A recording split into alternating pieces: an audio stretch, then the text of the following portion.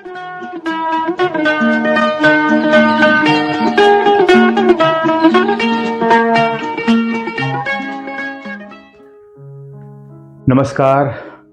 आदाब दोस्तों। आपके साथ मैं फराज हूं और चैनल आप जानते हैं फिल्मी फराज।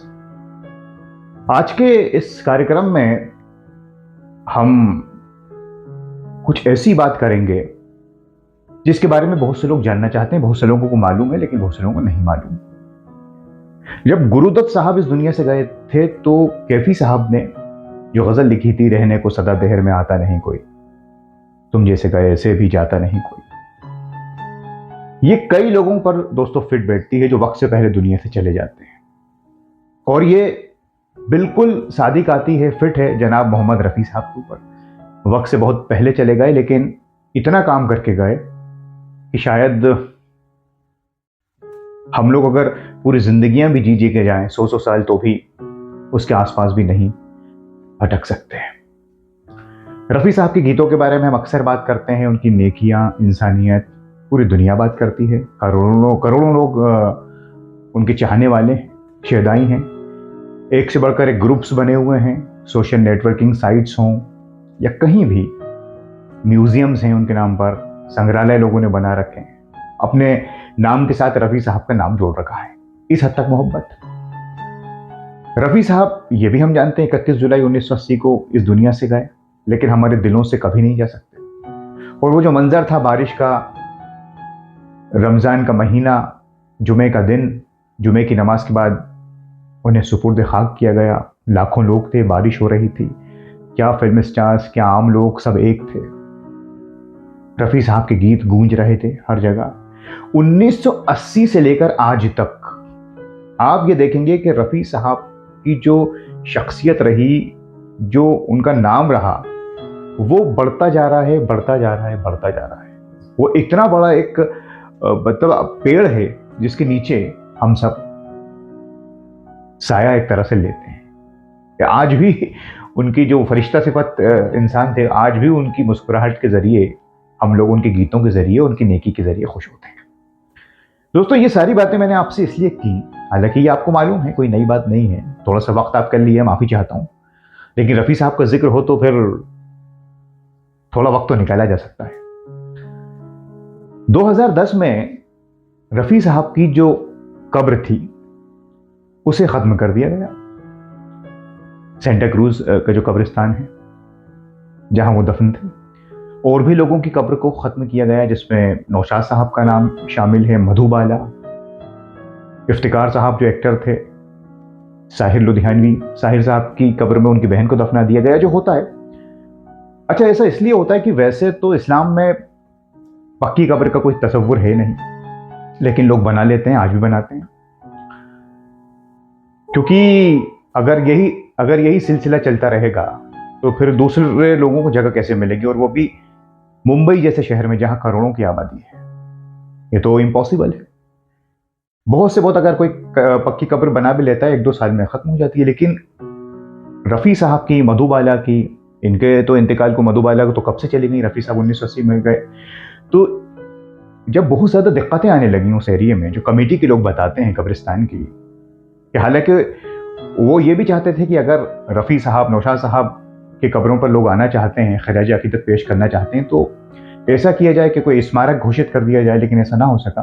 तो मजबूरी इतनी बढ़ गई क्योंकि उस इलाके में वही कब्रिस्तान है और आबादी काफ़ी है, तो क्या करें आप। तो बहुत सालों से कमेटी इस बात की कोशिश में थी कि इनकी कब्रों को ख़त्म किया जाए ताकि दूसरे लोगों को जगह मिले। लेकिन अब चूंकि रफ़ी साहब से अकीदत लोगों की इतनी है, नौशाद साहब से, तो वो ऐसा फैसला कर नहीं पा रहे थे, क्योंकि रोज़ ही लोग कोई ना कोई जो बम्बई जाता है वो हाजिरी लगाता है इनकी कब्रों पर। और ख़ास करके अगर पुण्यतिथि हो या जन्मदिन हो रफ़ी साहब का, तो लोग और आम दिनों में भी आते हैं, तो वो हिम्मत नहीं कर पा रहे थे। लेकिन 2010 में बिल्कुल ही जब जगह नहीं रही, और एक चीज़ ये भी रहती है कि जो आम लोग होते हैं, जैसे हम लोग हैं, वो ये भी कई बार कहते हैं कि खुदा के घर में तो सबका मकाम बराबर है, तो फिर आप इनकी कब्र को क्यों खत्म नहीं कर रहे। जहाँ चाहने वाले हैं, तो कुछ लोग ऐसे भी होते हैं कि वो ये सवाल भी करते हैं कि हमें भी तो जगह चाहिए हमारे रिश्तेदारों के लिए। तो ये भी जायज़ बात है। तो लिहाजा और अगर इन सेलिब्रिटीज़ की, रफ़ी साहब या मधुबाला या नौशाद साहब की कब्र को अगर ख़त्म किया जाए और दूसरे लोगों को जगह मिले, तो उससे एक पैगाम भी जाता है कि दूसरे जो आम पब्लिक है उसको ये मैसेज जाता है कि भाई कब्रों को पक्का ना बनाया जाए, कच्चा बनाया जाए, क्योंकि ये तो पूरी दुनिया ही कब्रिस्तान हो जाएगी ऐसे तो लिहाजा कमेटी ने फिर बहुत हिम्मत करके इनकी कब्रों को ख़त्म किया 2010 में।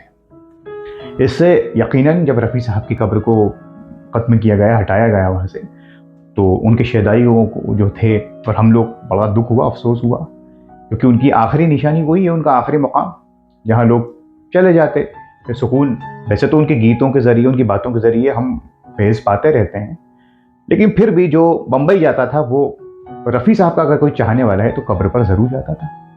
अब उसको हटा दिया गया और सबकी कब्रों को हटा दिया गया और दूसरे लोगों को जगह मिल गई। कुछ लोग मायूस भी हुए, लेकिन कुछ लोग और ज़्यादातर लोगों का यही मानना है कि रफ़ी साहब की कब्र अगर ख़त्म हो भी गई है तो वो तो जिस्म था, लेकिन रूह उनकी, उनकी आवाज़, उनके किस्से इंसानियत के, वो तो हमारे साथ हैं। और कभी लगता ही नहीं है जब हम उनको याद करते हैं, चाहे किसी भी प्लेटफॉर्म पर उनकी बात करें या उनके गीत सुने, तस्वीर देखें मुस्कुराती हुई, तो ऐसा लगता ही नहीं कुछ चले गए। और कब्र को देखकर तो कई बार ऐसा लगता था कि क्या वो नहीं है। तो एक तरीके से आप ये सोचें कि कब्र रहे ना रहे, लेकिन इंसान का वजूद रहता है, उसकी रूह जो है वो रहती है, बातें रहती हैं, और रफ़ी साहब का काम हमारे साथ है। हाँ, लेकिन फिर भी दोस्तों, ये तो मैंने आपको बात बताई कि कब्र क्यों हटाई गई और सारी बातें, और सब लोगों की कब्रें हटा दी गई ताकि दूसरों को जगह मिल सके। लेकिन इसमें एक बात ये भी आती है कि लाजमी सी बात है, कुछ लोगों को मायूसी हुई, सब तो नहीं समझ सकते इस बात को। तो आज भी लोग रफ़ी साहब की कब्र पर जाते हैं और उनके चाहने वालों ने वहाँ पे जो एक नारियल का पेड़ है, कोकोनट ट्री, कब्रिस्तान के अंदर, तो लोगों को ये मालूम है कि वहीं पर रफ़ी साहब की कब्र मौजूद थी, क्योंकि लोग जो जाते थे उन्हें तो मालूम है। अब वहाँ किसी और की कब्र भी होगी तो जगह तो वही, जगह तो नहीं बदल सकती। तो लोग वहीं पे उस नारियल के पेड़ के नीचे जाते हैं और सलाम अर्ज कर लेते हैं रफ़ी साहब को, और उनको याद करते हैं, बैठते हैं कुछ देर और फैज़ पाते हैं और लौट आते हैं। तो आज भी 2010 के बाद भी ये जो सिलसिला है ये ख़त्म नहीं हुआ। कब्र उनकी हट गई, किसी और की कब्र आ गई, सारी चीज़ें बदल गई, लेकिन ज़मीन तो वही है। तो आज भी लोग वहाँ जाते हैं और जितने जाते थे उससे ज़्यादा जाते हैं। बाकी वही बात कि उनके गीत, उनकी बातें, यादें हमारे साथ हैं। इतने बरस बीत गए हैं रफ़ी साहब को गए हुए। जुलाई में उनकी बरसी आती है, बरसात भिगो देती है आंसुओं से, लेकिन हमें इस बात की खुशी ज़्यादा है कि इतने सालों बाद भी रफ़ी साहब को पूरी दुनिया में जितना उस वक्त माना जाता था, आज उससे कई गुना लोग उनसे मोहब्बत करते हैं। हम जैसे लोग तो उनके इंतकाल के बाद में पैदा हुए, और भी आज के जो छोटे छोटे बच्चे हैं वो रफ़ी साहब के गीत ज़रूर सुनते हैं कहीं ना कहीं, और रोज़ सुनते हैं। तो जिसको इतनी मोहब्बत मिली हो, वो खाली अगर उसकी कब्र को हम देखें तो उससे क्या होगा। जो दिलों में बसता हो, कहने का मतलब ये है, वो तो फिर बस गया साहब, रहती दुनिया तक हो गया वो। जिसको खुदा ने सबके दिलों में बसा दिया हो, उसे कहीं और रहने की ज़रूरत नहीं है। दोस्तों, आप इस पर क्या कहना चाहते हैं, हमें कमेंट्स करके ज़रूर बताइए। और आखिर में रफ़ी साहब को और भी जो महान कलाकार हैं उन सबको मैं सलाम करता हूँ। फिर मिलेंगे दोस्तों, नमस्कार, खुदा हाफिज। आज कल में ढल गया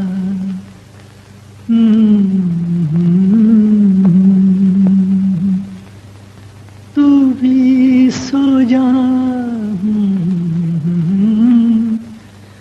रंग भरी शाम